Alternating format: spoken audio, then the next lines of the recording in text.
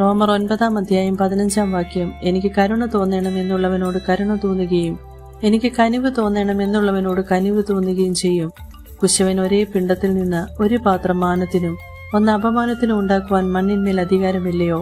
അപ്പന് മക്കളോട് കരുണ തോന്നുന്നത് പോലെ യഹോവയ്ക്ക് തന്റെ ഭക്തന്മാരോട് കരുണ തോന്നുന്നു. 1000 ദയ പാലിക്കുന്നവൻ, അകൃത്യവും അതിക്രമവും പാപവും ക്ഷമിക്കുന്നവൻ.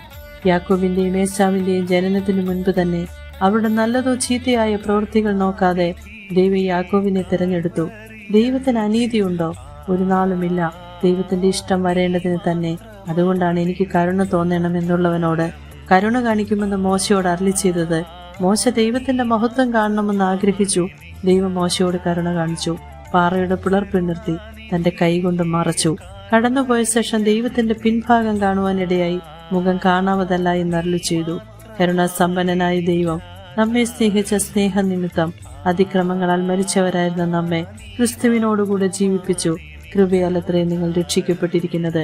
നമ്മെ തെരഞ്ഞെടുത്ത് വേണ്ടതെല്ലാം ഏകി ഈ ഭൂമിയിൽ ഇന്നും നിലനിർത്തിയ ദൈവത്തിന്റെ മഹാദയ, അവിടുത്തെ കരുണ എത്രയെന്ന് നാം ഓർക്കണം. നന്ദിയോടെ അവിടുത്തെ സന്നിധിയിലായിരിക്കാം. ഏവരെയും ദൈവിക കരുണയാൽ മറയ്ക്കട്ടെ. ആമേൻ.